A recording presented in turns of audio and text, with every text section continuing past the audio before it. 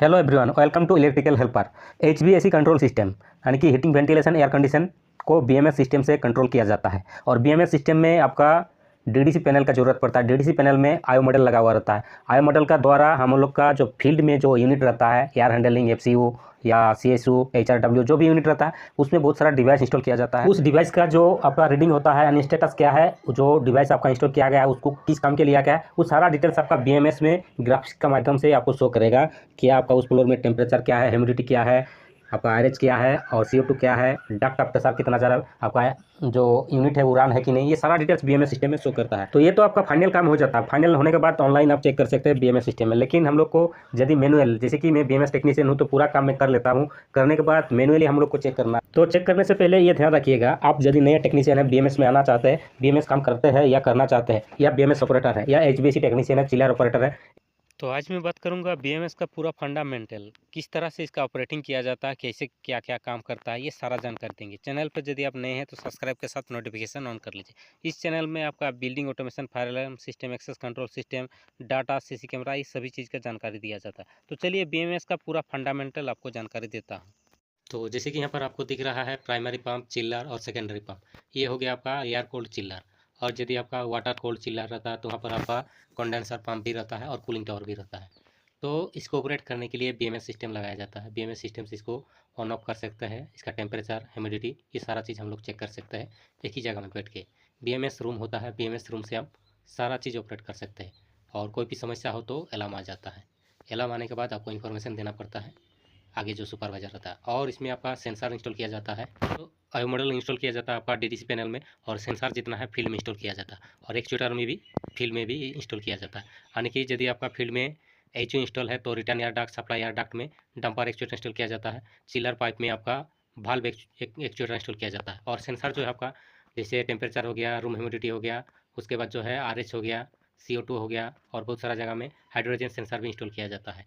और ये सब जो है इंस्टॉल किया जाता है अलग अलग जगह पे, जैसे एचयू पे अलग रहेगा, एफसीयू पे अलग, सीएसयू या एफएचयू, एचआरडब्ल्यू पे अलग अलग जगह पर अलग अलग सेंसर इंस्टॉल किया जाता है।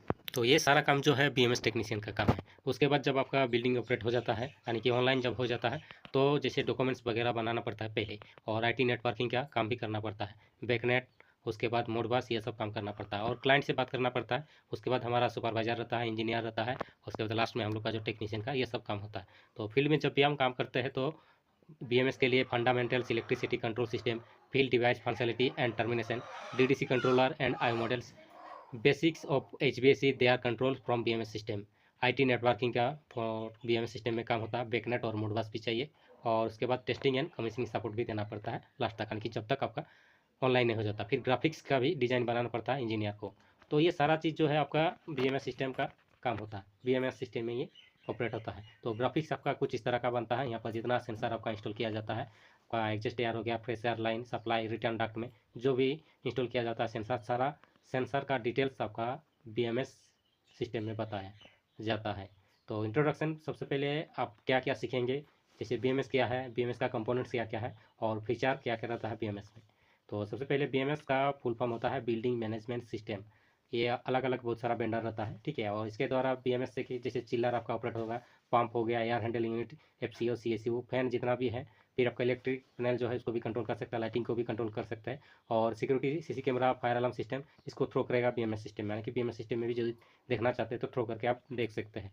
तो बिल्डिंग का पूरा जो आपका ऑटोमेशन सिस्टम है बीएमएस सिस्टम से ही किया जाता है। तो बीएमएस जब लेते हैं आप तो वहाँ पर HVAC जरूर रहता है, तभी आप बीएमएस ले सकते हैं।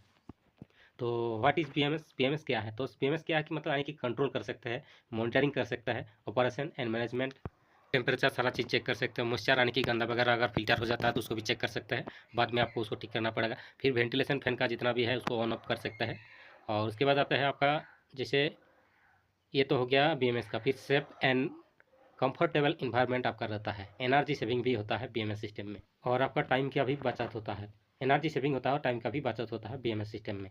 और उसके बाद बात करते हैं, चलिए, जैसे कि बीएमएस जो है ये आपका बड़ा बड़ा जो प्रोजेक्ट होता है उसमें ये काम करता है। चिल्लर हो गया, fan coil unit, air handling unit, boiler हो गया, पंप हो गया, VAV यानी कि वेरिएबल एयर वॉल्यूम बॉक्स जो होता है उसको भी मॉनिटरिंग कर सकता है बीएमएस सिस्टम में। फिर CCTV हो गया, इसको भी देख सकते हैं सिक्योरिटी सिस्टम के लिए। फायर अलार्म सिस्टम हो गया, एलिवेटर यानी कि लिफ्ट का पूरा स्टेटस ले सकते हैं, एनर्जी मैनेजमेंट बताएगा, फिर लाइटिंग भी कंट्रोल करके आप चेक कर सकते हैं बीएमएस सिस्टम में। तो इतना सारा चीज़ काम करता है बीएमएस सिस्टम यानी कि एक बिल्डिंग का, ठीक है। तो कंपोनेंट्स क्या क्या है बीएमएस सिस्टम में, चलिए आप देख सकते हैं। जैसे फील्ड लेवल में जो भी आपका रहेगा, एक्चुएटर हो गया, डिफरेंशियल प्रेशर स्विच आपका इनपुट डिवाइस जो होता है, जितना भी RH हो गया, COT हो गया, टेम्परेचर हो गया, और आउटपुट डिवाइस आपका उसमें भी मतलब वाल्व हो गया, डंपर हो गया, फिर आपका आधार जो सिस्टम रहता है उसको भी आप कंट्रोल कर सकते हैं। और ऑटोमेशन लेवल में आपका जैसे आयो मॉडल रहता है, जैसे DDC कंट्रोलर रहता है ऑटोमेशन लेवल में, इसके द्वारा फील्ड में जो भी आपका डिवाइस इंस्टॉलेशन करते हैं उसको हम लोग रीडिंग कर सकते हैं, ऑपरेटर कर सकते हैं, मॉनिटरिंग भी कर सकते हैं ऑटोमेशन लेवल का। आप मैनेजमेंट में क्या कर सकते हैं, सारा चीज़ ग्राफिक्स हो गया, ट्रेंड्स हो गया, अलार्म हो गया, रिपोर्ट, यानी ग्राफिक्स डिजाइन रहेगा जो आप देख सकते हैं। ट्रेंड में आपका अलार्म जो आएगा वो भी आप देख सकते हैं। कोई चीज़ आपका ट्रिप हो गया तो उसका आप चेक कर सकते हैं बीएमएस सिस्टम में। उसके बाद सीनियर जो इंजीनियर को आपको रिपोर्ट करना है, यानी कि मेल वगैरह करना है, तो वहीं से भी आप कर सकते हैं मेल वगैरह, ठीक है। तो आपका मैनेजमेंट हो गया, ऑटोमेशन हो गया, और फील्ड लेवल का सारा जानकारी दे दिया, ठीक है। आपका फीचर ऑफ बीएमएस, फीचर क्या क्या है, ग्राफिक्स आपका डिजाइन बना हुआ रहेगा सिस्टम में, और ग्राफिक्स आपका कुछ इस तरह का रहता है, ग्राफिक्स जो डिजाइन बना जाता है कुछ इस तरह का आपको देखने मिलेगा, ठीक है। तो सिस्टम में बैठे रहेंगे तो आपको देखने को मिलेगा। अलार्म मैनेजमेंट, आपको अलार्म आ जाएगा बीएमएस सिस्टम में, तो आपको फिर जो पहले ही बताया रिपोर्ट करना पड़ेगा। Alarm notification based on their priority fan trip filter डाटी, यानी कि यदि आपका फिल्टर रह चुका डाटी हो जाता है तो भी अलार्म आ जाता है। और BFD या स्टार्टर डोल स्टार्टर पैनल में जो भी ट्रिप कंडीशन आ जाता है तो आप देख सकते हैं। उसके बाद जो है कलेक्शन ऑफ हिस्टोरिकल डाटा, और इसमें आपका सिक्योरिटी सिस्टम के लिए पासवर्ड प्रोटेक्शन रहता है। कुछ डिफरेंट टाइप का भी आप पासवर्ड बना सकते हैं सिक्योरिटी सिस्टम के लिए, चाहे आपका CC कैमरा का हो, फायर अलार्म सिस्टम का हो, सभी जो है बिल्डिंग ऑटोमेशन में आप इसको लॉगिन और सिक्योरिटी पासवर्ड सेफ्टी में रख सकते हैं, जो हर किसी को ये मालूम नहीं होगा। और टाइम शेड्यूल आप बना सकते हैं, यानी कि यदि कल आप कोई चीज़ को आप ऑपरेट करना है तो टाइम शेड्यूल आप बना सकते हैं, यहाँ से टाइम सारा चीज़ दे सकते हैं। और स्टार्ट स्टॉप और इफेक्टिव आप लाइटिंग हो गया, एनर्जी सेविंग हो गया, जो भी आपका रिमोट के द्वारा भी ऑन ऑफ कर सकते हैं। Remote access to the BMS system भाया local area network, LAN cable यहाँ पर जरूरत है। और benefit of BMS system, benefit आपका जैसे इम्प्रूव इंडोर इन्वायरमेंट आपका रहेगा, comfortable working environment, better temperature and humidity control, और इम्प्रूव्ड एयर क्वालिटी, यानी कि जैसे टेम्परेचर ह्यूमिडिटी हो गया और जो एयर क्वालिटी है ये भी आपको अच्छा यानी कि हाई क्वालिटी वाला मिलेगा, जो नॉर्मल बिल्डिंग में आपको नहीं मिलेगा, ठीक है। और उसके बाद आते हैं maintenance and savings, effective control gives less wear and strain on mechanical equipment, provides long life and routine monitoring alerts timely maintenance of equipment, और अवॉइड आपका एक्सपेंसिव फेलोर, यानी कि फेल होने का कोई चांसेस नहीं है यदि आपका सब चीज़ सही है। Local area network, LAN cable आपका सही होना चाहिए, नहीं तो फेल नहीं होता है। और ज़्यादातर एरिया में क्या होता है, लैन केबल यदि आपका काम नहीं करता है तो आपका नॉट रेस्पॉन्डिंग आपका फील्ड का जो भी आपका यूनिट रहता है वो दिखाता है। और रिपोर्ट वगैरह बना सकते हैं, यानी कि कितना क्या एनर्जी जो आपका यूज हुआ है, चिल्लर का हो गया, इलेक्ट्रिकल का हो गया, सारा चीज़ जो है बीएमएस सिस्टम में शो करेगा। BFT से कितना किया जा रहा है ये सभी चीज़ शो करेगा। साथ में आपका ट्रैवलर रिपोर्ट चार्ट भी बना सकते हैं, यानी कि शेड्यूल आप बना सकते हैं। और ये सब जितना जो है आपका लगाया जाता है, जैसे आपका इलेक्ट्रिकल ब्रेकर वहाँ पर रहता है, जैसे कि कॉन्ट्रैक्टर रहेगा तभी तो आप रिमोट में आप उसको ऑन कर सकते हैं। तो कॉन्ट्रैक्टर को जैसे कॉन्ट्रैक्टर में आपका इनपुट रहता है, आउटपुट रहता है, तो उसको फिर मतलब A1 A2 आपका रहता है, कंट्रोल के लिए यूज़ किया जाता है। और आपका जो 3 फेज वाला लाइन है वो अलग रहता है, इसको कंट्रोल किया जाता है। और A1 A2 में जब आपका पावर दिया जाता है, यानी कि 230 वाला रहता है तो 230 से आप उसको ऑपरेट कर सकते हैं, 24 वाला है तो 24 वाला भी ऑपरेट कर सकते हैं। और लाइट का भी हो गया इस तरह का, जैसे कोई भी आपका मान लीजिए फील्ड का कोई भी लाइट है आपको ऑन करना है तो बहुत सारा लाइट रहेगा तो वहाँ पर कॉन्ट्रैक्टर इस्तेमाल किया जाता है। उसके बाद पावर सप्लाई जो है इनपुट रहता है, जो 3 फेज वाला है कॉन्ट्रैक्टर, और उसमें 3 फेज आउटपुट रहता है। लेकिन उसको कॉन्ट्रैक्टर को होल्डिंग करने के लिए जैसे पहले मैं बताया हूँ A1 A2 इसको कंट्रोल वायरिंग किया जाता है। तो ये तो आपका डोल स्टार स्टार्टर में भी होता है और स्टार डेल्टा में भी इसका वायरिंग थोड़ा डिफरेंट किया हुआ रहता है, तो अलग अलग टाइप का बना हुआ रहता है। तो इसको सारा चीज़ को कंट्रोल वायरिंग में BMS सिस्टम में सारा चीज़ वायरिंग करके निकाला जाता है, आइडेंटिफाई किया हुआ रहता है। तो हम लोग यहाँ पर क्या करते हैं, 24 वोल्ट से लेके आपका जो 230 को ऑपरेट करते हैं, 230 से फिर कंट्रोल किया रहता है 3 फेज पर। 3 फेज का जो इनपुट आउटपुट रहता है उसको होल्डिंग करने के लिए कॉन्ट्रैक्टर इस्तेमाल किया जाता है। जैसे यहाँ पर बाएं तरफ आपका लेफ्ट साइड में जो है ये लो करंट लोड एप्लीकेशन और आपका हाई करंट लोड एप्लीकेशन। तो लो करंट को हम लोग BMS सिस्टम से ऑन करते हैं, तो लो करंट आपको फिर जो हाई करंट वाला है आपका कॉन्ट्रैक्टर उसको ऑन कर देता है। तो हाई करंट में आपका 3 फेज रहता है, जैसे आपका यहाँ पर रहेगा RYB और न्यूट्रल।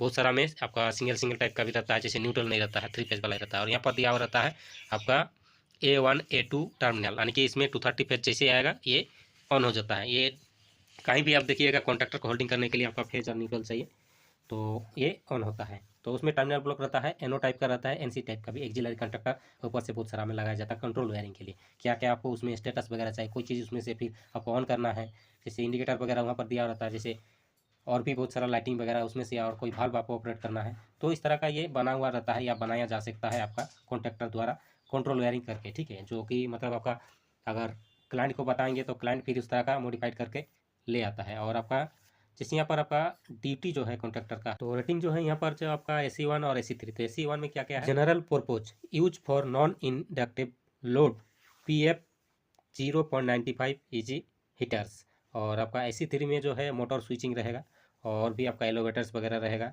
फैन हो गया, मोटर हो गया, पंप्स हो गया, ये सभी चीज़ जो है AC3 में रहेगा ड्यूटी रेटिंग का कॉन्ट्रैक्टर का। तो अब बात कर लेते हैं, जैसे हमारे पास हनीवेल का RH सेंसर है, रूम ह्यूमिडिटी सेंसर। जैसे कि आपको पता होगा हनीवेल में मैं काम किया हूँ, तो मेड इन ऑस्ट्रेलिया है, और आपका मॉडल नंबर वगैरह दिया हुआ है, और कनेक्शन वगैरह यहाँ पर देख लीजिए। RH ये सेंसर है, और आपका 0 to 10 वोल्ट से ऑपरेट होगा, 24 वोल्ट आपका एक्सटर्नल पावर सप्लाई देना पड़ेगा, और एक एनालॉग इनपुट पॉइंट है। इसमें आपका 2 स्क्रू लगाना पड़ता है, उसके बाद इस नब का अंदर इसको डालना पड़ता है।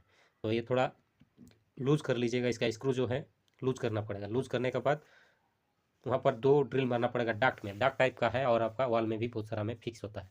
तो यहाँ पर देख लीजिए, जैसे V+ है और ग्राउंड है, ये 24 वोल्ट वाला देना है, और RH जो 3 नंबर है इसमें कनेक्शन होगा, और आपका जो टेम्परेचर है ये आपका 4 में कनेक्शन होगा। तो ये रूम ह्यूमिडिटी विथ टेम्परेचर बताएगा। और ये हो गया आपका फिल्टर। ये यदि आपका डस्ट लग के, ऊपर में जो कवर दिया हुआ है डस्ट लग के ख़राब हो जाता है ये इसका नब, तो इसको चेंज कर सकते हैं। अंदर का कोई चीज़ आपको चेंज करने का आवश्यकता नहीं। ये फिल्टर है। ये डस्ट वगैरह अगर यदि ज़्यादा आपका सप्लाई डक्ट या रिटर्न डक्ट में डस्ट ज़्यादा आता है तो ये ख़राब हो जाता है, तो निकाल के इसे चेंज भी किया जा सकता है। उसके बाद आते हैं आपका ये, जैसे आपका इमर्सन सेंसर टेम्परेचर वाला, जो आपका चिल्ड वाटर लाइन में इंस्टॉल किया जाता है इमर्सन। और ये आपका भाल्व, उसका भाल्व जो है ये आपका थ्रेड टाइप का बना हुआ रहता है, तो इसमें आपका वेल्डिंग से भी आपका इंस्टॉल किया जाता है, और थ्रेड टाइप का यदि बना के इंस्टॉल करता है तो उसमें भी लगा के इंस्टॉल किया जाता है। इसमें आपका 2 कोर का केबल होता है, और टेम्परेचर आपका बताएगा। जैसे चिल्ड वाटर लाइन में आपका जो है हीटर लाइन होता है चिल्लर का, जैसे कंडेंसर हो गया, उसके बाद प्राइमरी सेकेंडरी पंप जो होता है उसका सारा चीज़ यहाँ पर जो टेम्परेचर कितना किया जा रहा है ये बताएगा आपका इमर्सन टेम्परेचर सेंसर। उसके बाद आते हैं पॉइंट्स के बारे में, जो आपका आयो पॉइंट्स होता है, इनपुट आउटपुट पॉइंट्स। तो पॉइंट्स में आपको सबसे पहले देख लीजिए आयो पॉइंट्स, उसमें उसके बाद जो है ये इनपुट आउटपुट पॉइंट्स, उसके बाद सॉफ्टवेयर पॉइंट्स। सॉफ्टवेयर पॉइंट्स जो है ये कमीशनिंग इंजीनियर का काम रहता है, जो ग्राफिक्स डिजाइन वगैरह बनाता है उन लोग का काम है। आयो पॉइंट्स भी बनाता है ये कमीशनिंग इंजीनियर ही ये बनाता है, क्योंकि उस हिसाब से ये फिर बाद में प्रोग्रामिंग डालता है। और आयो पॉइंट जो बनाता है उस हिसाब से हम लोग केबल टर्मिनेशन करते हैं DDC पैनल में, डिजिटल डायरेक्ट कंट्रोलर जो पैनल होता है उसमें कनेक्शन करते हैं। तो सॉफ्टवेयर पॉइंट में भी आपका टेम्परेचर सेट पॉइंट रहेगा, उसमें टेम्परेचर आप सेट पॉइंट, यानी कि बिल्डिंग में यदि आप कोई भी HO हो गया, FC हो गया, CSO हो गया जो है उसमें आप सेट कर देते हैं टेम्परेचर, तो उस टेम्परेचर से अधिक नहीं जाएगा। और फिर अलार्म का भी पॉइंट बनाता है, यानी कि जितना भी आपका पॉइंट बनाता है सॉफ्टवेयर पॉइंट बनाता है। और इनपुट आउटपुट पॉइंट में आपका जो है जैसे आता है डिजिटल, उसके बाद एनालॉग। तो डिजिटल आपका इनपुट, यानी कि यदि बात करें डिजिटल में क्या क्या है आपका, जैसे स्विच को ऑन करना है तो डिजिटल आउटपुट यानी कि कमांड देंगे तो ऑन हो जाएगा आपका। रिप्रेजेंट ओनली 2 स्टेट्स, आपका एम्प्लॉय और ऑन और ऑफ, ये डिजिटल जो है आपका कमांड दिए तो ऑन हो गया, तो कमांड आपका 230 वाला रहता है, तो उसका स्टेटस भी जान सकते हैं, तो डिजिटल इनपुट में जान सकते हैं हम। और एनालॉग में क्या है आपका कंटिन्यू सिग्नल, यानी कि फील्ड में जो आपका दिया हुआ है टेम्परेचर या जो भी सेंसर इंस्टॉल है उसका रीडिंग हम लोग चेक कर सकते हैं एनालॉग इनपुट में। और एनालॉग आउटपुट में उसमें फिर 0 to 10 वोल्ट दे के कमांड भी हम लोग देख सकते हैं। तो डिजिटल जैसे हो गया यहाँ पर डिजिटल इनपुट और आउटपुट, और एनालॉग हो गया एनालॉग इनपुट और एनालॉग आउटपुट। तो सबसे पहले बात कर लेते हैं डिजिटल इनपुट। डिजिटल इनपुट का काम क्या है, ये स्टेटस बताएगा, ऑन है कि ऑफ है वो स्टेटस बताएगा।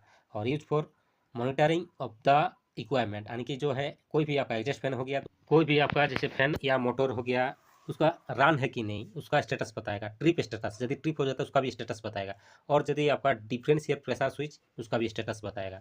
तो डिजिटल आउटपुट का काम क्या है, ये आपका 2 स्टेप में ये भी काम करता है। ये आपका ऑन कमांड, यानी कि यूज फॉर आपका कमांड के लिए इस्तेमाल किया जाता है। इक्वाइपमेंट ऑन है कि ऑफ है, ये कमांड देंगे तो ऑन हो जाएगा। Example run command, pump run command, ये सब जो बताएगा आपका डिजिटल आउटपुट। उसके बाद आते हैं एनालॉग इनपुट। एनालॉग इनपुट का आपका काम क्या है कि मतलब आपका प्रेजेंट करेगा सम अदर क्वांटिटी, यानी कि फील्ड में जो भी आपका डिवाइस इंस्टॉल किया है, आपका टेम्परेचर हो गया, रूम ह्यूमिडिटी हो गया, CO2 और प्रेशर वगैरह ट्रांसमीटर जो है इंस्टॉल किया, उसका सिग्नल बताएगा, यानी कि वहाँ का स्थिति क्या है, क्या काम कर रहा है, ये बताएगा आपका एनालॉग इनपुट। एग्जाम्पल आपका 0 to 10 वोल्ट 4 to 20 मिलियंस यहाँ पर resistive signal from A thermistor. तो जो भी डिवाइस आपका इंस्टॉल है वो रीडिंग करेगा एनालॉग इनपुट।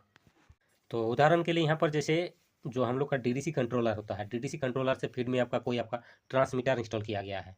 ये जैसे ट्रांसमीटर इंस्टॉल किया गया है, तो ये जो है आपका 0 to 10 वोल्ट DC जो इनपुट दिया जाता है, वहाँ पर आपका 0 to 10 वोल्ट DC आपको मेजरिंग रेंज टू 0 to 6 बार करेगा, ठीक है। तो आपका 0 वोल्ट जब रहेगा तो 0 बार आपका बताएगा फील्ड का जो आपका ट्रांसमीटर है। वैसे 10 वोल्ट DC रहेगा तो 6 बार वो करेगा। तो इस तरीक़ा से एनालॉग इनपुट ये काम करता है।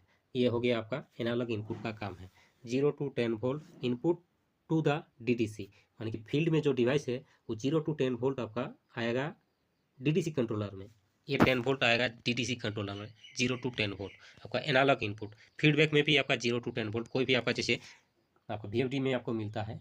और टेम्परेचर जो सेंसर है इसमें भी आपका जो सेंसर ये काम करेगा एनालॉग इनपुट में, ठीक है। टेम्परेचर हो गया, उसमें फिर ट्रांसमीटर पता है कोई भी चीज़ का। और मॉड्यूलेटिंग डम्पर जो है इसका भी आपको फीडबैक देखने को मिलता है एनालॉग इनपुट में। VFD का फीडबैक देखने को मिलता है एनालॉग इनपुट में। फिर डम्पर जो आपका वाल्व एक्चुएटर है उसका भी फीडबैक देखने को मिलता है एनालॉग इनपुट में।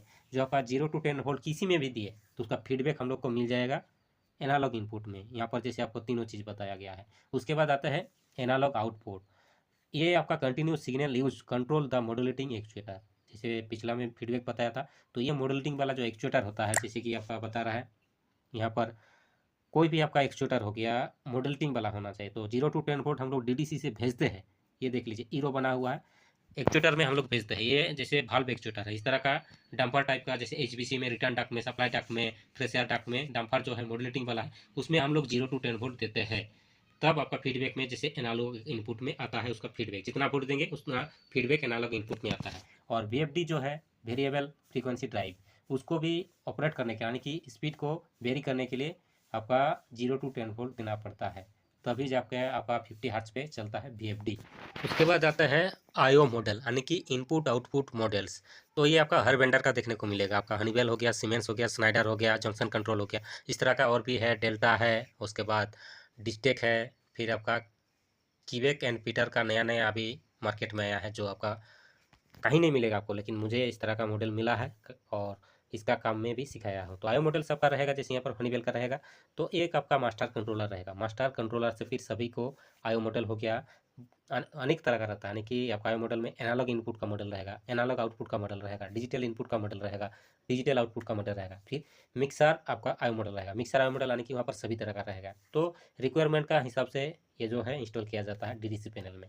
किस तरह का क्लाइंट का रिक्वायरमेंट है आपका, यदि खाली एनालॉग इनपुट का मॉडल है तो एनालॉग इनपुट ही वहाँ पर इंस्टॉल किया जाता है। डिजिटल इनपुट का मॉडल है तो डिजिटल इनपुट ही वहाँ पर इंस्टॉल किया जाता है। तो आयो मॉडल यहाँ पर देख, DI मॉडल हो गया, DO मॉडल हो गया, AI मॉडल हो गया, AO मॉडल हो गया, फिर मिक्स आयो मॉडल। मिक्स आयो मॉडल जो पहले बताया, तो जो कुछ भी आपको रिक्वायरमेंट रहता है ये सारा चीज़ जो है कमीशनिंग इंजीनियर पहले ड्राइंग बनाया लिया जाता है। ड्राइंग के हिसाब से हम लोग को वहाँ पर उस मॉडल को इंस्टॉल करना पड़ता है, फिर टर्मिनेशन करना पड़ता है पैनल में। तो आयो मॉडल्स का काम इस तरह का हो जाता है। उसके बाद बात कर लेते हैं फील्ड जो पैनल जो होता है, स्टेटर पैनल हो गया, बाईपास स्टेटर, VFD वगैरह जो है, डम्पोज का जो बहुत रिक्वायरमेंट रहता है। और फॉर HO जो आपका फैन मोटर वगैरह जो है अलग अलग टाइप का रहता है, जितना किलोवाट का आपका हो गया उस तरह का VFD भी इंस्टॉल किया जाता है। फिर उस तरह का आपका पैनल भी बनाया जाता है। डोल स्टेटर हो गया, स्टार डेल्टा हो गया, बाईपास वाला टाइप का रहता है जो VFD भी रहता है। साथ में आपका बाईपास में यदि आपका VFD खराब हो जाता है तो बाईपास लाइन में आप फिर उसको ऑन कर सकते हैं, और ये अगर बाईपास वाला खराब हो जाता है तो VFD में भी रन कर सकते हैं। तो बाईपास में हम लोग कंट्रोल नहीं कर सकते, वो सीधा अगर ऑन करेंगे स्टेटर पैनल को तो सीधा हाई स्पीड में आपका फील्ड में जो आपका यूनिट रहेगा वो ऑन होएगा, यानी कि हाई स्पीड में चलेगा। और स्पीड को कम करने के लिए VFD इंस्टॉल किया जाता है। VFD द्वारा हम लोग 3 फेज कोई भी आपका मोटर हो गया, फैन हो गया, एनी अदर जो है 3 फेज वाला, उसको हम लोग कंट्रोल कर सकते हैं वेरिएबल फ्रीक्वेंसी ड्राइव द्वारा, ठीक है। तो यहाँ पर देख लीजिए, जैसे हमारा ये MCC पैनल है, MCC पैनल इसका मतलब जानते हैं, ये आपका HVC का जो काम करते हैं उन लोग को पता होगा MCC पैनल। यदि आप लोग को पता नहीं है तो कमेंट पे जरूर लिखिएगा। जैसे यहाँ पर दिया हुआ panel view with door close open, ये जो पैनल का है पूरा ड्राइंग बना हुआ है ये पैनल का, ठीक है। यहाँ पर देख लीजिए आपका पुश ऑन और अलग अलग टाइप का इंडिकेटर दिया हुआ है। रिक्वायरमेंट का हिसाब से बनाया जाता है, जो आपको रिक्वायरमेंट चाहिए, यानी कि क्लाइंट जो है, क्लाइंट ये सब सारा चीज़ पहले ही बताएगा। HVAC का जो काम करने वाला है, यानी कि जो HVAC का डिपार्टमेंट रहता है, अलग टाइप का रहता है, वो HVAC का बाद जो काम करने वाला रहता है, उन लोग को बताएगा क्या क्या आपको यहाँ पर प्रोटेक्शन चाहिए पैनल पे, जो आपको चाहिए। जैसे नॉर्मल वाला भी होता है, ज़्यादा कुछ दिया हुआ नहीं रहता, ब्रेकर टाइप का ऑन कर दिया, आपका रन हो रहा है। लेकिन आज का दिन में सेफ्टी के साथ बहुत सारा प्रोटेक्शन रखेंगे, तब आपका ज़्यादा दिन चलेगा, टिकेगा आपका। सेफ्टी का बहुत सारा चीज़ नहीं इंस्टॉल करेंगे तो जल्दी आपका ख़राब होगा। जैसे कि आपका यहाँ पर कंट्रोल वायरिंग के बारे में यहाँ पर जानकारी दे रहा हूँ, ठीक है। 3 फेज वाला आपका जैसे विथ न्यूट्रल, तो आपका पावर वायरिंग जो है इस तरह का बनाया जाता है। पावर वायरिंग जैसे यहाँ पर क्वालिटी मेरा जो है बहुत ही डाउन है, पिक्चर क्वालिटी बहुत ही डाउन है, फिर भी मैं कोशिश कर रहा हूँ बताने के लिए, और आपको भी समझ में आ रहा है कि इनपुट जो है लाइन, ये जो RYB दिख रहा है ये हो गया, और ऊपर में जो न्यूट्रल दिया हुआ है। तो मेरा जो क्वालिटी देख रहा है इधर उधर आपको, तो मुझे भी मतलब मैं तो बिठाऊंगा तो सामने में तो नज़र आ रहा है, लेकिन क्वालिटी इसका रिकॉर्डिंग हो रहा है, स्क्रीन रिकॉर्डिंग देके बना रहा हूँ, ठीक है। तो क्वालिटी एकदम डाउन हो रहा है। और कंट्रोल वायरिंग कुछ इस तरह का बनाया जाता है, आपका स्टार डेल्टा हो गया, डोल स्टेटर या बाईपास VFD जो है इस तरह का बनाया जाता है। तो ये आपको स्टार डेल्टा वाला आपको शो हो रहा है, लेकिन मुझे लग रहा है कि मतलब आपको यहाँ पर क्वालिटी का थोड़ा समस्या होगा। फिर भी मैं कोशिश कर रहा हूँ कि बताने के लिए कि एक एक चीज़ किस तरह से दिया हुआ है। नीचे में मेंशन किया हुआ है क्या है कि आपका ऑन ऑफ स्टेटस कौन सा है, ट्रिप स्टेटस कौन सा है, फिर आपका ऑटो मैनुअल स्टेटस कौन सा है, फिर आपका ऑन कमांड कौन सा है, फिर आपका ऑन ऑफ कमांड भी रहता है, फिर आपका बाईपास VFD वाला जो स्टेटस है कौन सा है, फिर आपका VFD के लिए आपका जैसे स्पीड कमांड करता है 0 to 10 वोल्ट कौन सा है, फिर आपका स्पीड फीडबैक 0 to 10 वोल्ट का जो फीडबैक है एनालॉग इनपुट में जो आता है वो कौन सा पॉइंट है। फिर आपका VFD यदि है तो थर्ड पार्टी सॉफ्ट इंटीग्रेशन है कि VFD का सारा चीज़ बताएगा, स्पीड कितना जा रहा है, कितना हर्ट्ज पे चल रहा है, और आपका R का वोल्टेज, Y का वोल्टेज, B का वोल्टेज, ये तीनों का वोल्टेज बताएगा, फिर आपका एम्पियर भी बताएगा। तो ये सारा चीज़ जो काम करता है PMS सिस्टम।